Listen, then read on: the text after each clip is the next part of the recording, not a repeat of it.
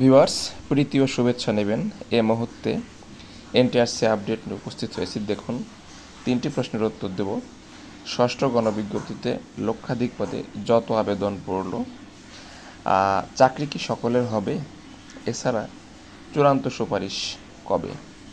এখন যারা ষষ্ঠ গণবিজ্ঞপ্তিতে আবেদন করেছেন তাদের মনে এই 3টি প্রশ্নই ঘুরপাক খাচ্ছে। তো এই ভিডিওতে এই 3টি প্রশ্নে বিস্তারিত আলোচনা করব। আপনারা দেখতে পাচ্ছেন যে লক্ষাধিক শিক্ষক নিয়োগ সুপারিশ বিজ্ঞপ্তিতে যত আবেদন বা কতগুলো আবেদন পড়লো সেটা জানা গেছে, যদিও এখন পর্যন্ত টাকা জমা দেওয়ার ডেট শেষ হয়নি। এছাড়া সুপারিশ কবে এবং চাকরি কি সকলের হবে কি না সেটা আপনারা এই ভিডিওতে জানতে পারবেন, একটা ধারণা দেওয়ার চেষ্টা করব। ভিউয়ার্স, চ্যানেলটি যদি সাবস্ক্রাইব না করে থাকেন তাহলে অবশ্যই চ্যানেলটি সাবস্ক্রাইব করে রাখুন, কারণ শিক্ষা চাকরি সংক্রান্ত যে কোনো সংবাদ আমরা সকলের আগে আপডেট করে থাকি।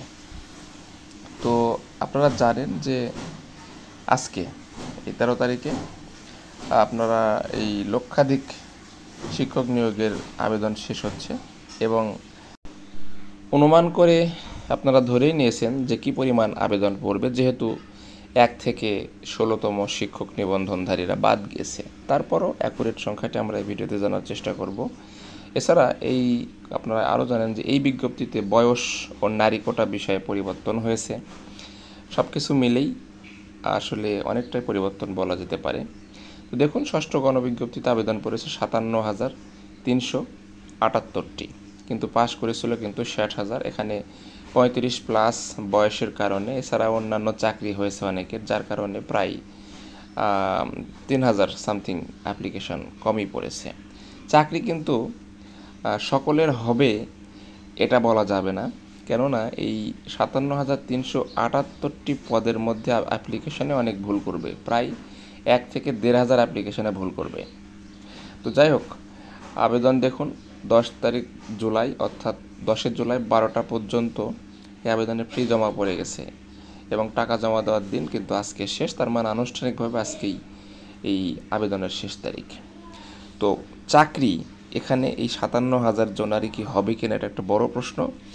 আমি যতটুকু জানতে পেরেছি, আবেদনে যারা ভুল করেছে, চয়েস লিস্টে যারা ভুল করেছে, তবে ছোটোখাটো ভুল সেটা আলাদা বিষয়, তবে বড় রকমের কোনো ভুল বা তথ্য গোপন এ ধরনের যারা করেছেন তারা কিন্তু চাকরিতে সুপারিশ পাবেন না। এবং আরও যেগুলো কিছু বিষয় আছে, যেমন পুলিশ কেস সংঘটিত আছে এরকম কোনো বিষয় যাদের সমস্যা আছে তারাও কিন্তু চাকরিতে আবেদন সুপারিশ পাবেন না। তো সেই হিসেবে বলাই যায়, ধরা হয়েছে যে 50,000-এর মতন সুপারিশ পাওয়ার সম্ভাবনা রয়েছে। 50,000 এরকমটাই জানা গেছে যে সব কিছু বাদ দিলে 50,000-এর মতন সুপারিশ হবে এই গণবিজ্ঞপ্তিতে। আর বাকি থাকছে তো আরও বুঝতেই পারছেন কত পদ, সেটা তো কিভাবে পূরণ হবে সেটা এনটিআরসি বা সময় বলে দিবে, বিভিন্নভাবে পূরণ হবে এরকমটাই বলা হচ্ছে। তো এখন প্রশ্ন হচ্ছে সুপারিশ কবে নাগাদ হতে পারে?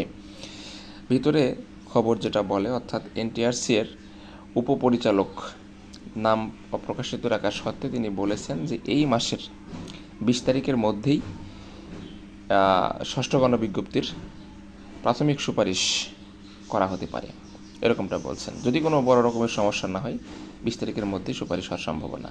তো ভিউয়ার্স, এটাই ছিল এখনকার আপডেট। আশা করি ভিডিওটি ভালো লেগেছে। ধন্যবাদ।